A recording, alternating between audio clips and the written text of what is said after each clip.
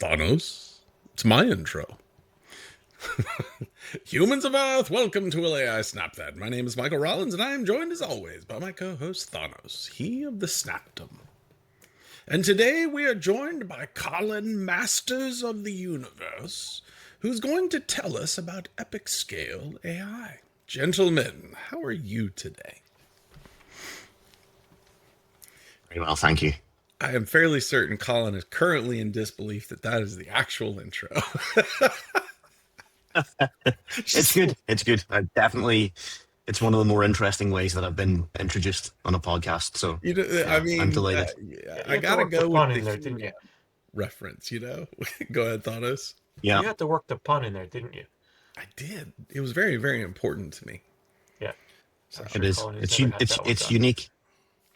It was better than the oblique Highlander reference that I was thinking about, but because Colin, I'm assuming you're Scottish. I am Scottish, so I was born in Glasgow, and I moved to Ireland when I was 14, and then I had lived there for a very long time. Okay.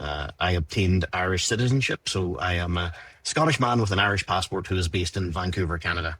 I mean, it does not get more multinational than that. It does not. It does not. I always thought you sound more Irish than Scottish. Oh, I am married to an Irish woman, and I have 3 lovely Irish kids. So my accent has evolved over time, shall we say? Yes. Nice. In terms of evolving accent, my accent has evolved from deep south to kind of deep south to every once in a while it gets deep south again. So fear not, I understand. And so you're talking to, I often find.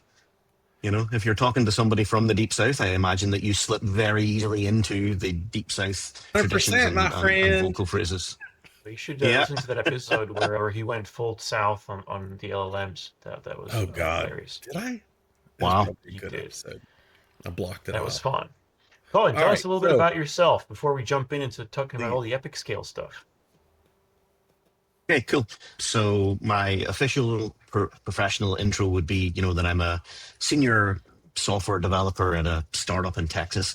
But, I've got a rather unique origin story. I spent from I was 16 until I was 21, I was in the British military, served overseas quite a few times. I left that and went into construction.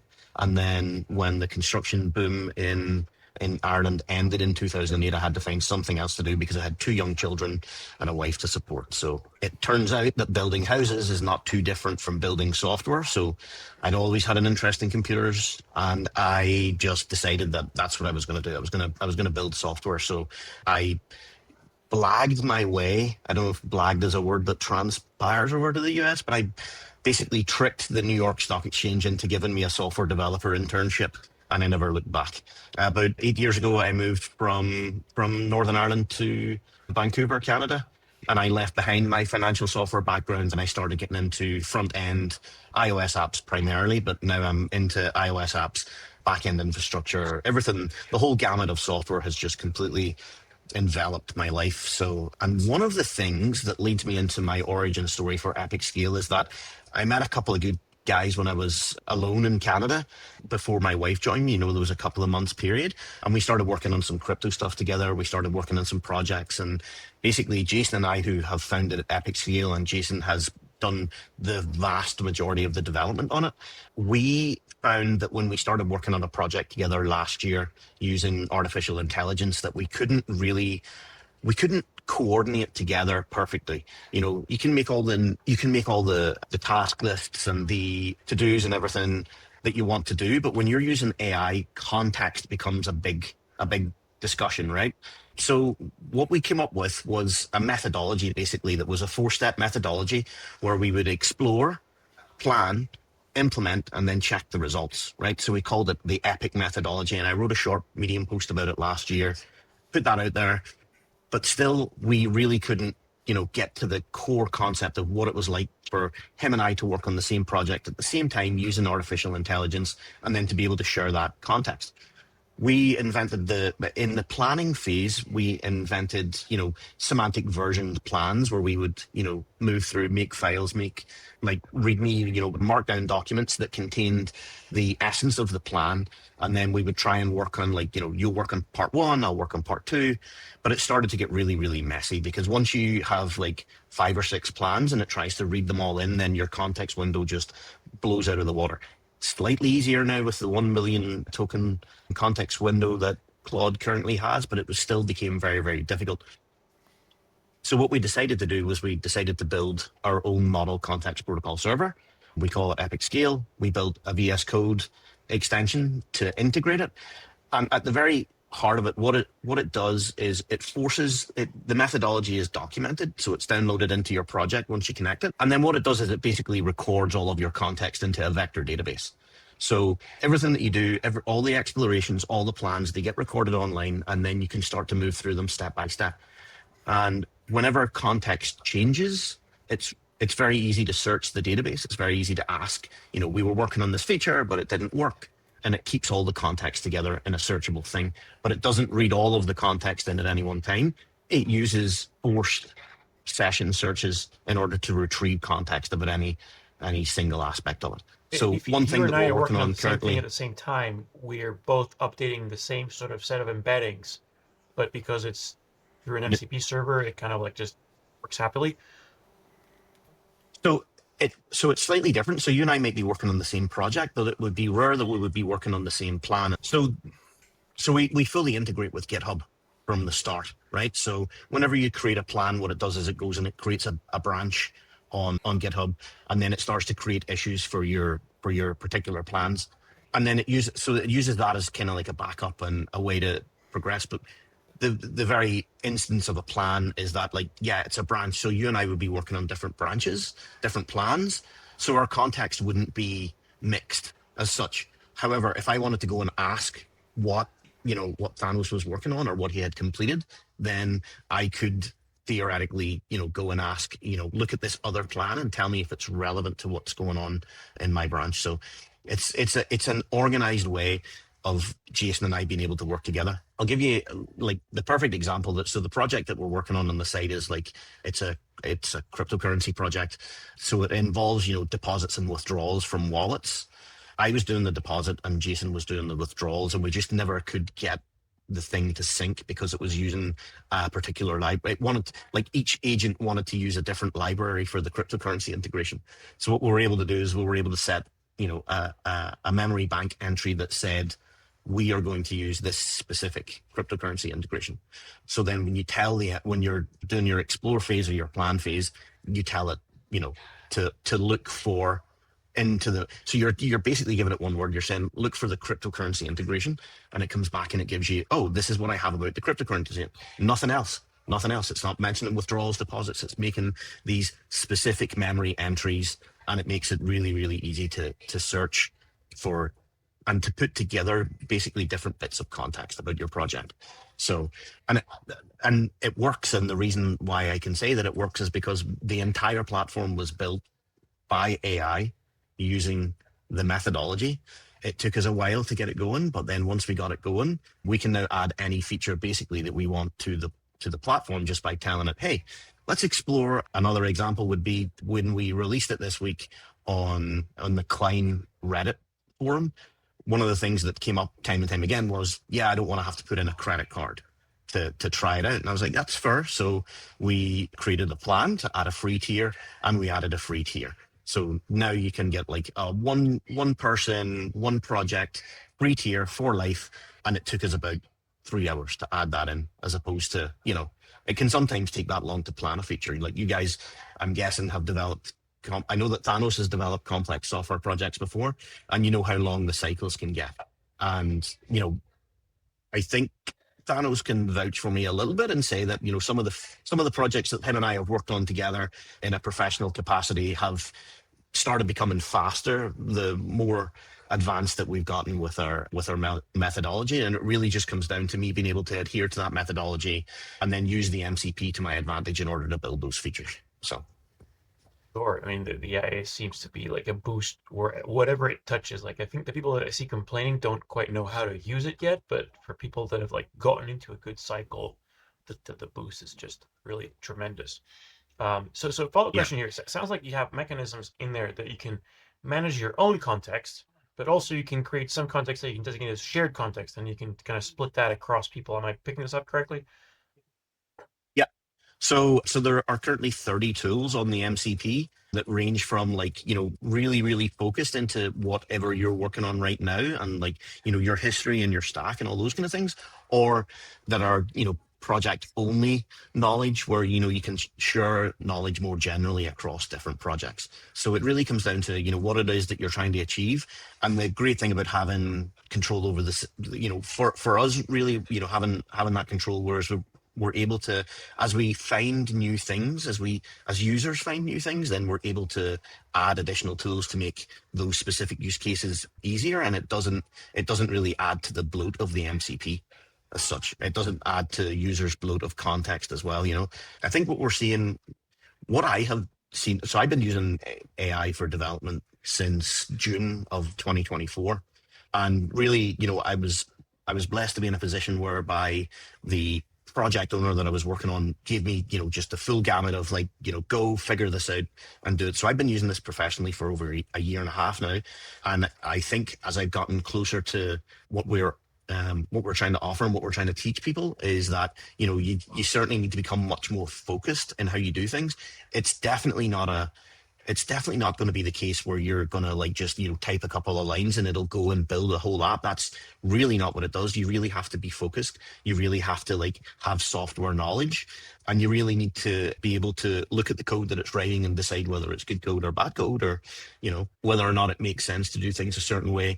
And in I think the most common thing that I see with AI development is that it tries to go for the most complex solution to a problem, whereas keep it simple is oftentimes the way that we want to think about it. So we really need to be evaluating during that explore phase. What the explore phase does is it opens up and it starts asking questions. So the tool will in VS Code just start asking you questions, like what's the technical risk? Do we have to have backwards compatibility? How it goes through all of those different assumptions, and then you can bring it down to a level where, okay, here's the MVP version, and then yeah, sure, here's some of the features that would be better if we ship them in the future, but for now let's get to this place and then let's add on from there. So that's been really helpful. So, Colin, I don't know if this will feel a little bit like validation, but I think it should.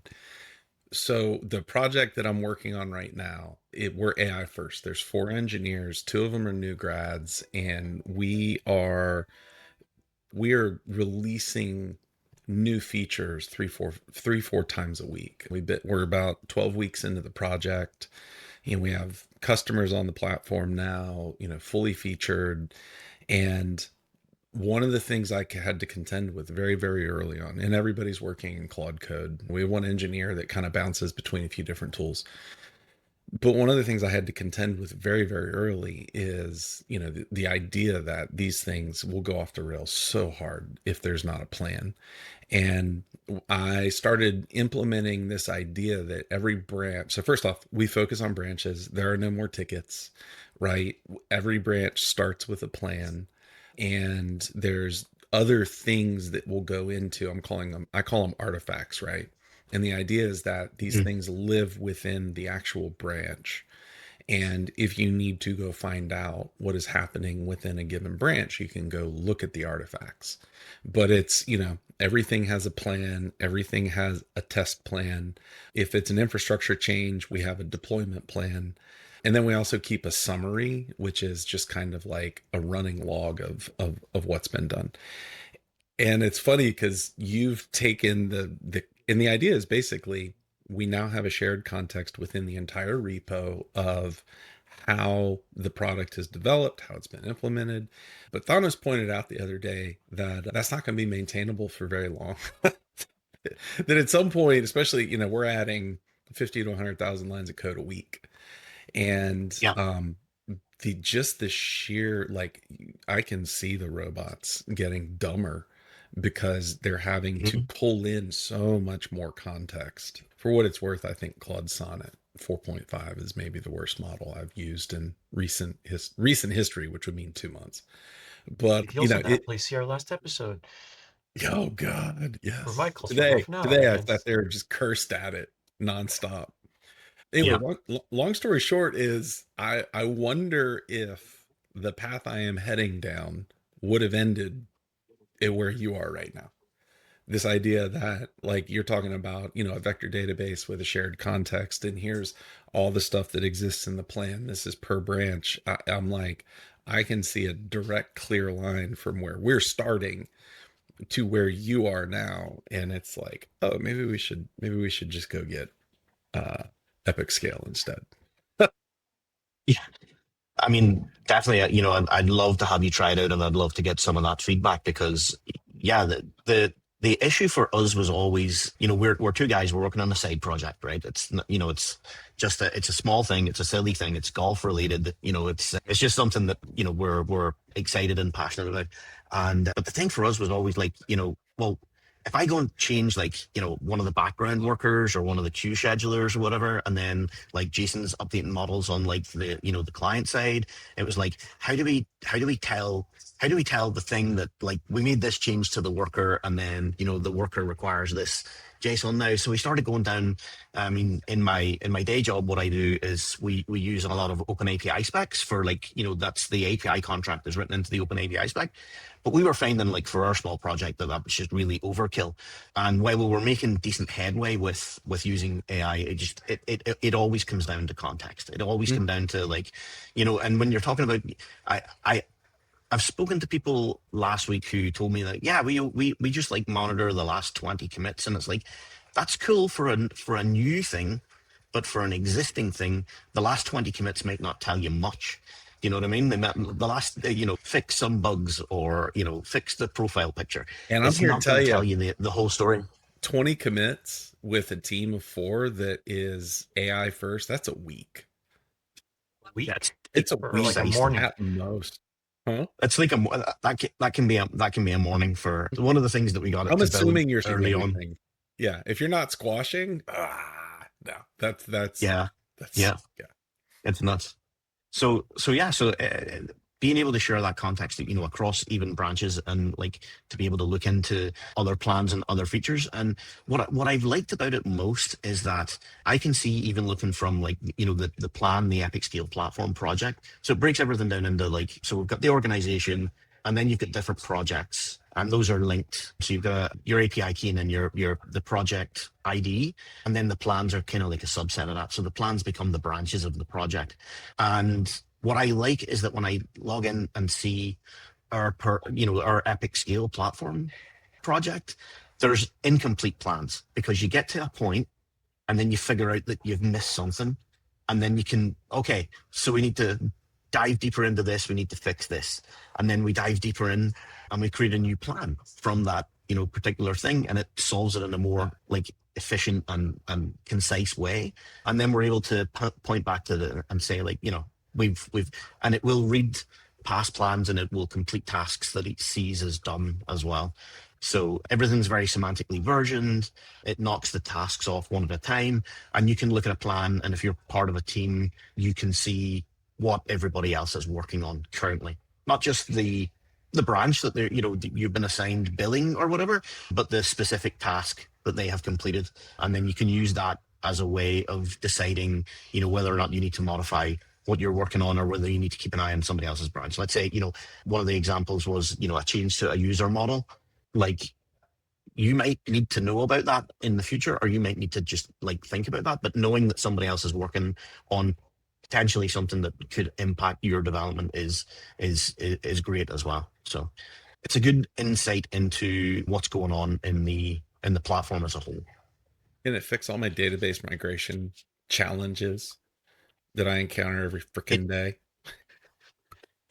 Get your production I'm key, not sure Michael. that it can Nothing fix bad's them gonna all, go but there. Did they thought us? It's gonna give it your production keys and just let it rip. There you It's go. gonna be yep. fine. nothing will go wrong. Yeah, I've never seen that go wrong on the internet. So, Colin, you kind of mentioned this earlier that you kind of have to supervise this thing.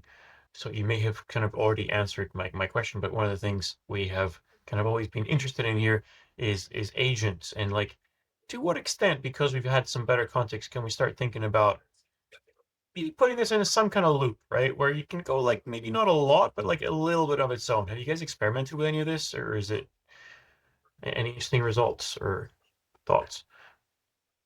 So I guess the one thing that I can say is that it's great in my day job because I can work on multiple projects at once. So my day job is quite complex. You know, there's a couple of iOS apps, there's some back end infrastructure projects which are different projects.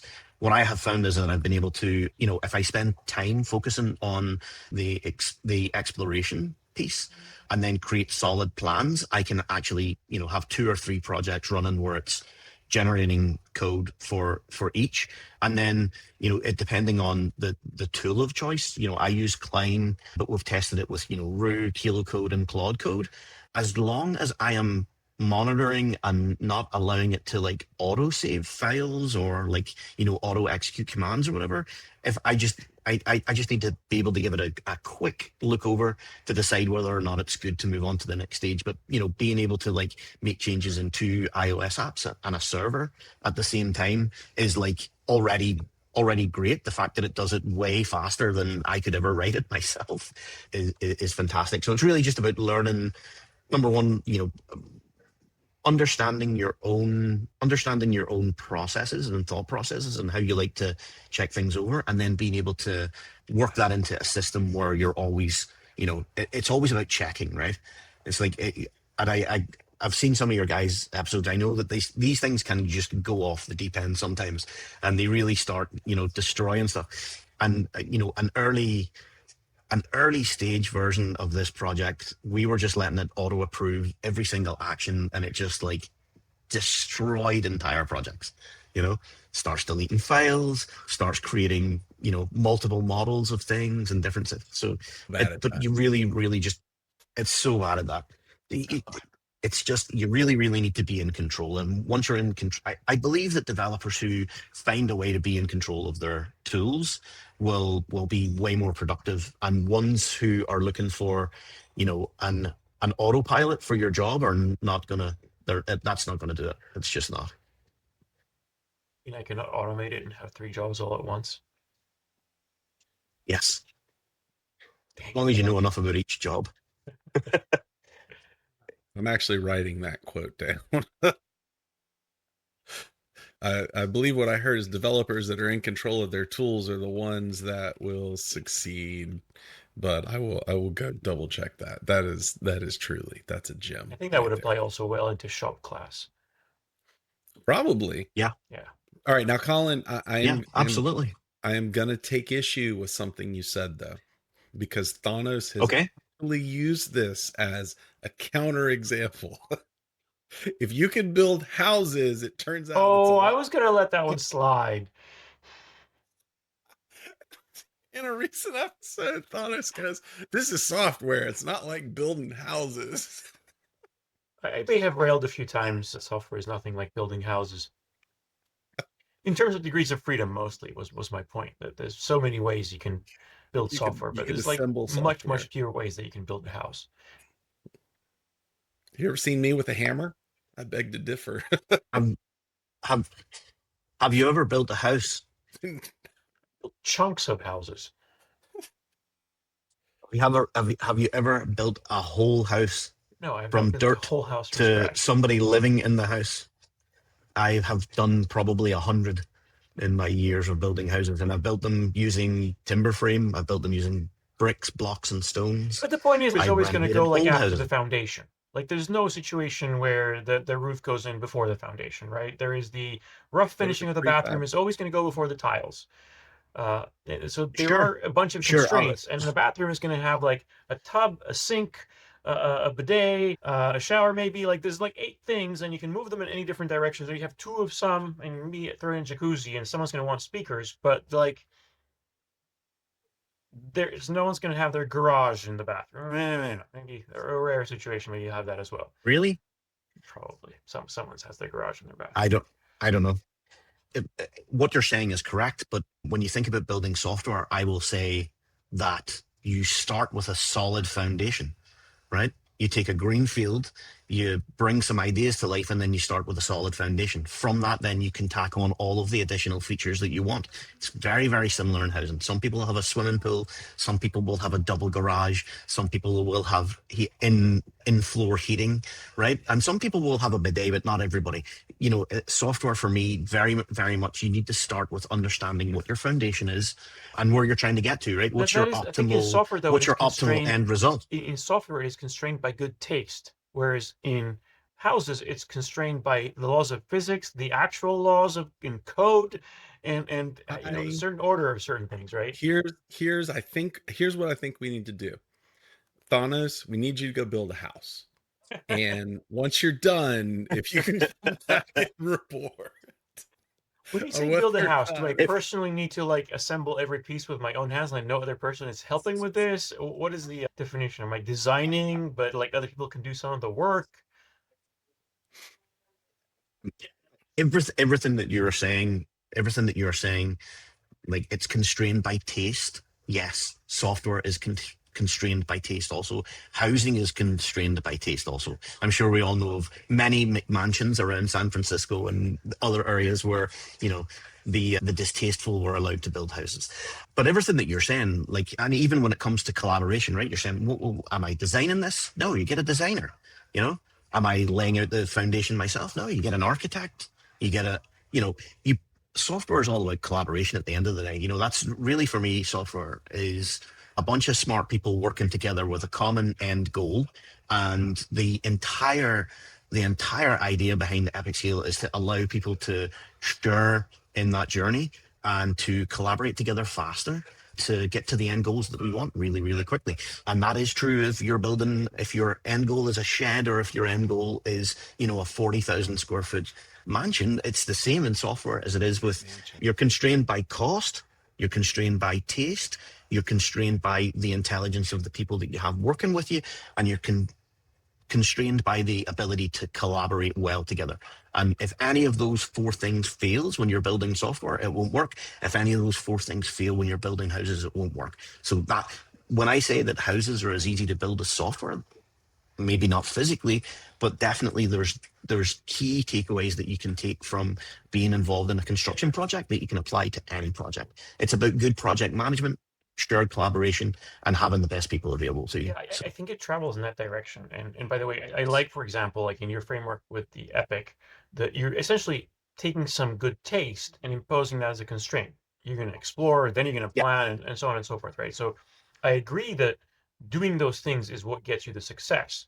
But I think my point of saying that software and houses are not the same is more along the lines of, because software is unconstrained, if you don't put these constraints on, you end up having trouble, right? Like if you should kind of like, you know, do your architecture and design, but there's nothing that stops you at the end of the day saying, hey, you know what? Halfway through this, I'm going to rip out the database and put another one in. Like you can if you want to. Like, is that a good idea? Maybe it is, maybe it isn't. And maybe you built it in a way you can kind of swap the foundation out or not. But there's nothing other than, you know, taste or whether it's a good idea that makes this a constraint. In a house, like once you pour the concrete and you put the roof on, well, then you got to take the roof off before you can put new concrete in, right? Like most of the time. So there's certain things you can't, just physics, you cannot do them. Whereas in software, you can pretty much do anything you want whenever you want it. And I think a good middle ground for us to arrive at is that we both agree that, you know, constraints make things better and that collaboration makes things better. And I agree with you 100% that, you know, physically it's harder to change a house than it is to change software. I just think the middle ground here is that we both agree that it takes great collaboration and leadership, exploration, planning, and project management to make either a house or a software project work. Which is actually a perfect segue to my next question, which is, how are you finding that people are using your system? And, you know, are you thinking that this is better for like small teams, medium teams, big teams? What are the characteristics of teams that could super benefit by this in their process?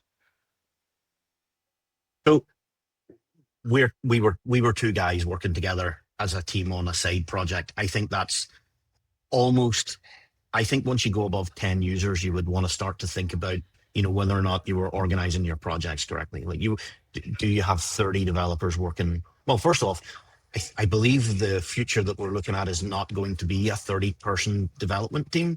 I think development teams are going to get smaller as time goes on, but they're going to get more focused as well. So for me, it's the small team. It's the like we've all worked in like those small team, small project things where it's like everybody's trying to rush to get a project out as quickly as possible and get to that MVP stage. I think that's where it really, really shines. Is like the single developer.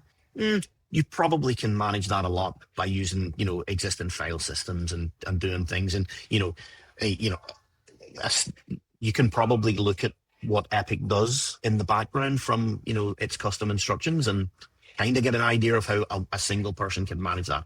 But where it becomes more challenging is when you have to share context with people across, not only across different people, different teams, but time zones, cities, like Jason and I are not physically in the same room. We need to be able to work it to different schedules. He gets up at 4 a.m. I don't get up until 8 a.m.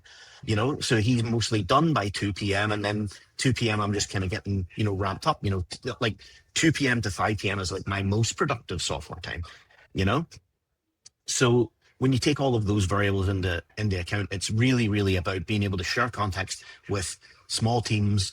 I think once you get to the limit of 10 is going to be, chaotic if you're working on one project together. But the small team mentality, definitely like the indie developer mentality where you're like just rushing as fast as possible to get MVPs out or adding features to existing projects. I think that's where it really shines because keep the database stays small, the vector database stays small, so the search surface is a little bit smaller, but you're still able to just pick up from where, I can get halfway through a task, leave it, Jason gets up in the morning, looks at where it is in the process list, and then he can get going.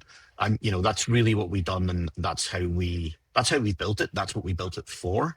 So that's really where it shines. And do you see any additional gaps in tooling? You guys have any thoughts of what you're building next? So there's a couple of different things. There's a couple of different things that we are looking to, but it gets kind of into like with bigger teams. So we've got all this context memory stored in a vector database for a particular project. It's like, how do we make that visible to like stakeholders and like project managers, right? So there is a guy somewhere who wants to know what's being worked on, what's been completed, and sorry, you're good. Just for just a second. I was laughing though because I feel like I'm watching myself go through some of the same thought processes because it's like, oh my God, reporting. Like Thanos and I are desperately against Big A Agile because Big A Agile is about status and status upwards. And it's like, well, we have all these lovely tools, if we have AI and AI can make sense of the code and AI can make sense of, the artifacts within the code, whatever they might be, whether that's contained in a vector database or in the actual repository itself, like, why can't somebody go ask the robot what's happening in the code base? Yeah. Well, that's true. And that works. That works in large parts. The way that we're kind of thinking about it is that we need to be where developers are, right? Whether that's in Slack or Jira or Linear or wherever, like at some point in this process, right? Somebody is going to use this tool, and somebody who, either signs that person's check or, is responsible themselves for what goes on and what gets shipped is going to want to know what's going on in the project. Right. So there's a couple of different things that we're working on. You can think of integrations as being one, but you can also think of AI assisted summaries of, what's contained within that vector database and whether that's good or bad. You know what I mean? You get through a feature and you find out that it's not working and it gets abandoned. That's fine. That's just, it's all about, my son is in game development school and he's trying to ask me. So he asks me all these questions all the time. And I say to him, it's better just to fail often and learn from the results. Of like everything that we do is a test. like whether you pass or fail the test, it doesn't really matter. The key thing is that you look at what went wrong, you learn from it, and then you do something different the next time around, and then that generally leads somewhere towards success. So we're thinking about all that. We're thinking about what we've got stored in the database, how we can present it to people, how we can help people report their status. Because I also am not a huge proponent of Agile, but I'm finding with Thanos, I'm learning more and more about the correct way to do this. So Just to be my way. Well, it might be, but it's it's been incredibly helpful to have Thanos as a software coach in my day job, because then I'm learning things that I would never learn because I didn't do the things that he done. But it's all just learning, right? It's all just like constantly learning and finding out what it is that works, and then that generally steers you some way towards success. You have to clarify with your kid that like it's okay to fail often, but your goal is not to fail often. Your goal is to succeed, and it's okay if you fail in the way, as opposed to just exactly. Yeah. Not trying to fail. It's okay with failure. Yeah, we're not trying to fail, but we're trying to succeed most times. But when we do fail, we don't beat ourselves up over it. All right, so here's a question for you.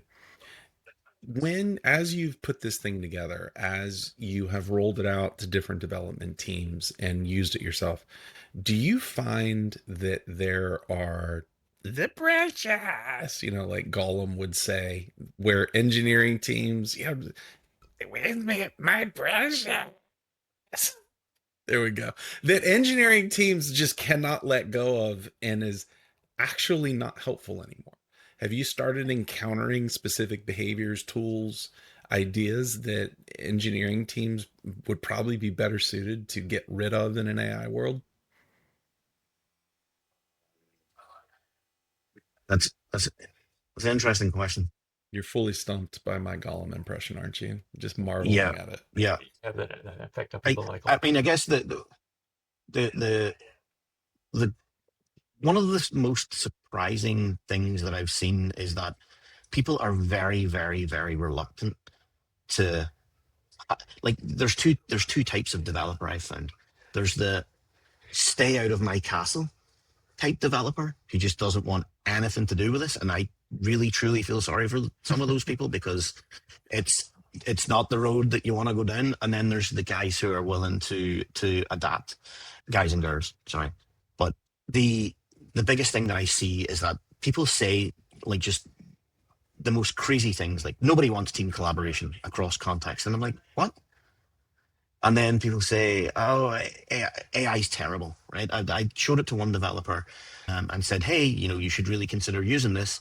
And they posted me a code snippet of some kind of function that AI had written back in 2024 or whatever, and was like, no, I don't trust it.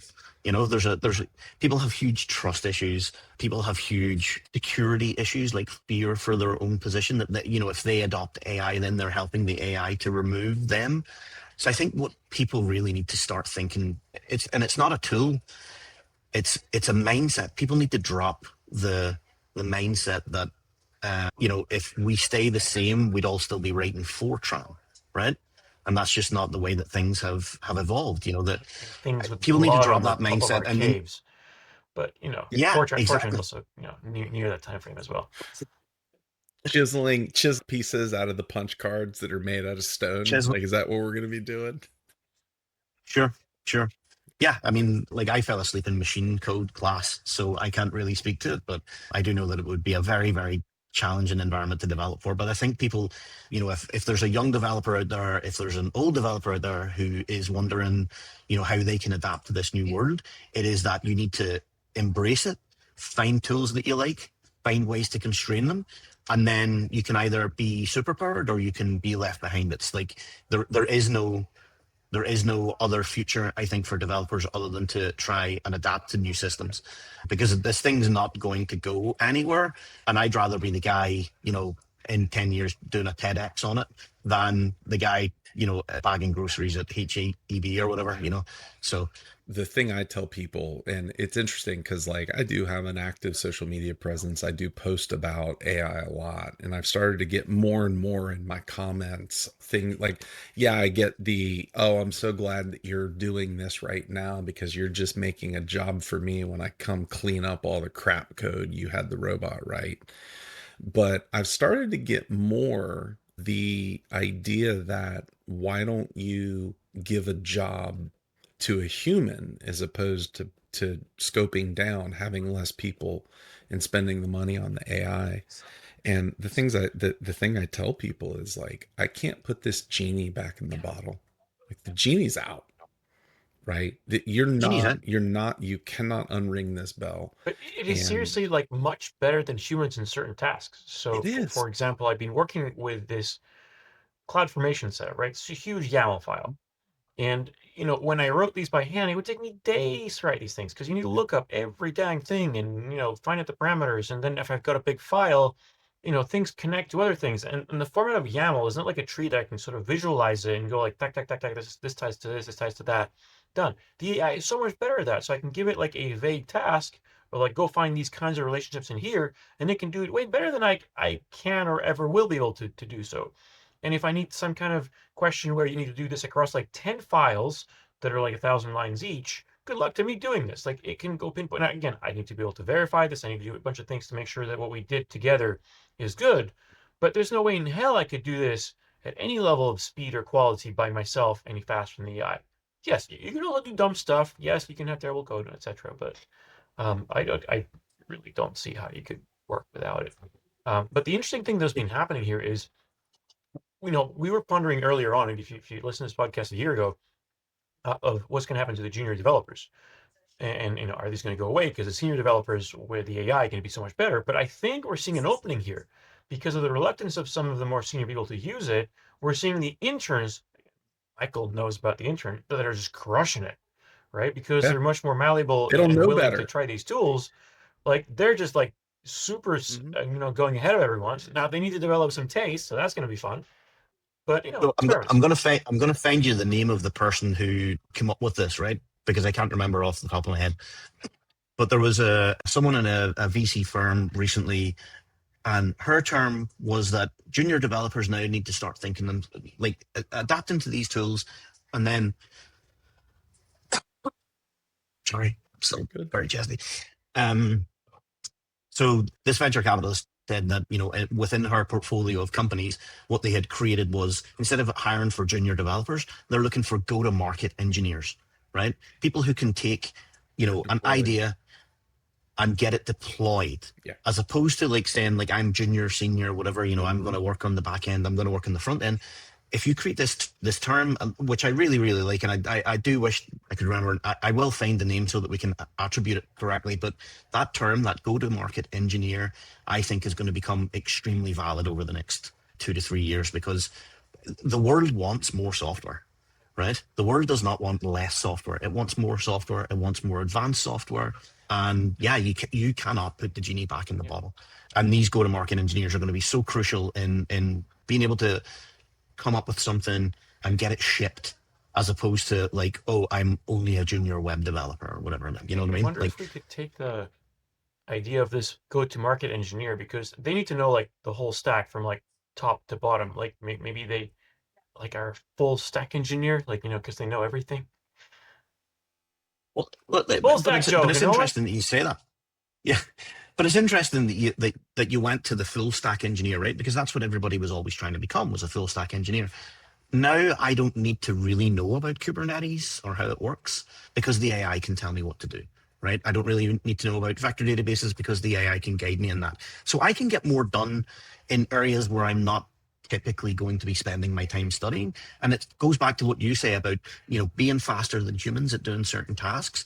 It's like, yes, so while you're not editing that YAML file, you have space to be more creative, to be more forward thinking, to create new features, to think about things more deeply Yeah. than if you're simply Yeah, editing a So YAML file. so I do want to like we do need to wrap it up, but um the thing that we are seeing, at least at the company that I'm at right now, is that somebody needs to be working with the customer, because whether that is deploying the software or helping the customer use the software, ours is, it's primarily chat interface right now, but we're about to swap all that out.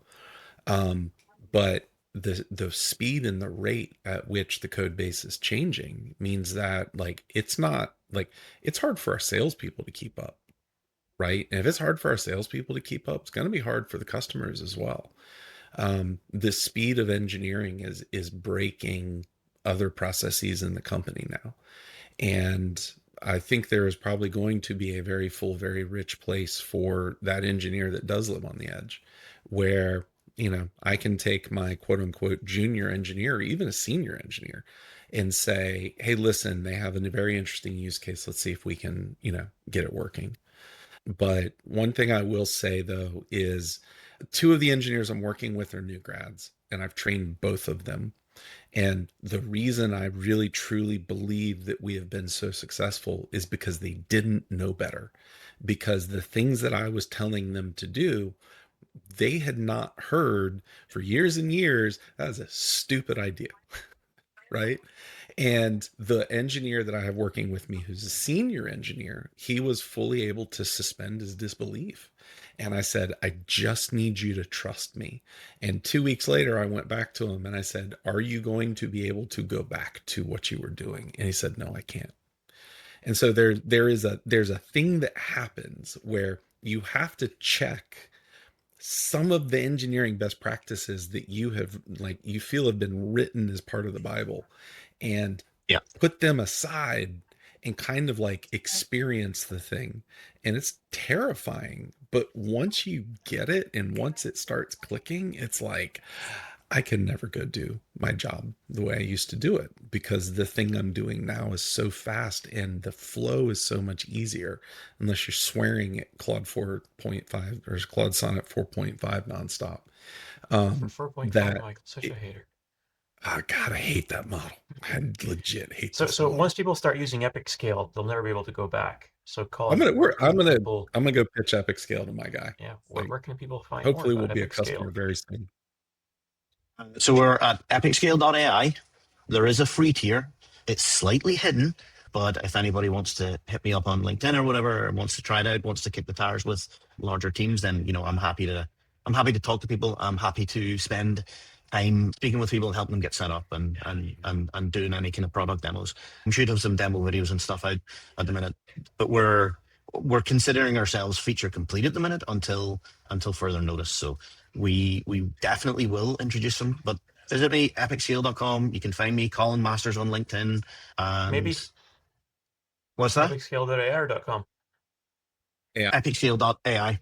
Send people to the wrong place. Yeah. And yeah, you can email me at colin.masters@epicscalelabs.com. So Epic Scale Labs is just kind of like our professional LLC kind of thing. Nice. Awesome. It was awesome having you on, Colin. Yes, thank you very much, gentlemen. It's been a pleasure. And Michael, I'm really, really delighted that you and I connected, because I can definitely see that you and I are thinking in a lot of the same ways. So it's great to know that there are other people who share my idea of chaos. I tell my guys now, listen, there are no best practices yet. We don't have best practices for so much of this stuff. And it's interesting that your idea with Epic Scale and my idea with the way that we're, managing our code base, I'm not going to say they're the same, but there's enough similarities between the both of them that it makes me wonder, are we starting to see the definition of best practices now? I don't know. We'll see. But we'll see. Time will tell. All right. Humans of Earth, thank you for coming along to Will AI Snap That with your co-host Thanos, who has mansplained how to build a house to Colin for half of the episode. Colin, we thank you very much, and we hope that you achieve incredible success with Epic Scale AI, and we may very well become a customer soon. Thank you. Have a lovely day. Thank you, gentlemen.